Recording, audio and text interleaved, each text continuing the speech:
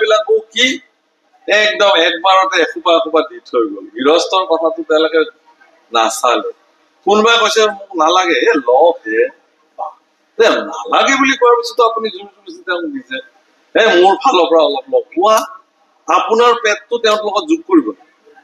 তেওঁৰ জোখতে তেওঁ খাব নালাগে বুলি কৈছে নালাগে অন্ন যিসকল ব্যক্তিয়ে সেইকাৰণে কোনোবা এজন সন্ত পুৰুষক এগৰাকী প্ৰশ্ন কৰিছিল যে এজন ভিক্ষাৰীয়ে ফুটপাথৰ ডাষ্টবিনৰ পৰা বিচাৰি বিচাৰি আহাৰ খাইছিল সন্ত জানিছে এখেতৰ কি পাপ আছে এনেকুৱা একেই মানুহ আমি ইমান ভোক ভোগতে খাইছো তেওঁ ডাষ্টবিনৰ পৰা বিচাৰি খাব লগা হৈছে সন্তজনে কৈছে হয়তো এনেকুৱা হ'ব পাৰে যে ইয়াৰ আগৰ জন্মত তেওঁ অন্ন বহুত নষ্ট কৰিছে এনেই নষ্ট কৰিছে তাৰ পৰিণাম তেওঁ অন্ন যে ইমান মূল্যৱান তেওঁ এইটো জন্মত অনুভৱ কৰে যে অন্ন এনেকুৱা বস্তু নাই আপুনি আপোনাৰ ল'ৰা ছোৱালীক এই শিক্ষা অন্তত দিব যে যিমান কণ তুমি খাবা সিমান কণ তুমি ল'বা আৰু তুমি যিমান লৈছা এইটো খাবই লাগিব এইটো বাধ্য যদি তুমি নোলোৱা তেতিয়াহ'লে তোমাৰ এটা বস্তু কমাই দিম মই নেক্সট তুমি বিচাৰিলে সন্তানৰ প্ৰতি মোহ ৰাখিব নালাগে সন্তানৰ প্ৰতি মোহ ৰাখিলে আপুনি ধৃতৰাষ্ট্ৰ হৈ যাব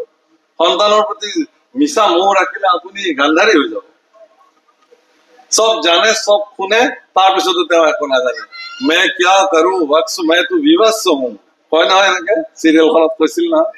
মই কি কৰিম মোৰ উপায় নাই দুৰ্যোধন এইটো কৰিলে মইতো একো ক'ব নোৱাৰো আমাৰ এতিয়াও এনেকুৱা ধৃতৰাষ্ট্ৰ পিতৃ জগতত আছে সন্তানৰ দোষ যদি কোনোবাই দেখুৱাই দিয়ে তেওঁ ক'ব মোৰ ল'ৰা এনেকুৱা কৰিব নোৱাৰে আপুনি মোৰ ল'ৰাটোৰ হিংসাতে এনেকুৱা কথা কৈছে মই আপোনাৰ বন্ধু মই আপোনাৰ ল'ৰা বেয়া হোৱাটো নিবিচাৰো মই তাক আজি এটা বেয়া অৱস্থাত দেখি থৈ আহিছো হয় নেকি আজিৰ পৰা যদি আপুনি এনেকুৱা বেয়া অৱস্থাত দেখে আপুনি তাত তাতে 2 স্বৰ মাৰিব মই আপোনাক অৰ্ডাৰ দিলো কাৰণ আপোনাৰ আৰু মোৰ মাজত পাৰ্থক্য নাই নহয় আপুনি মোৰ বন্ধু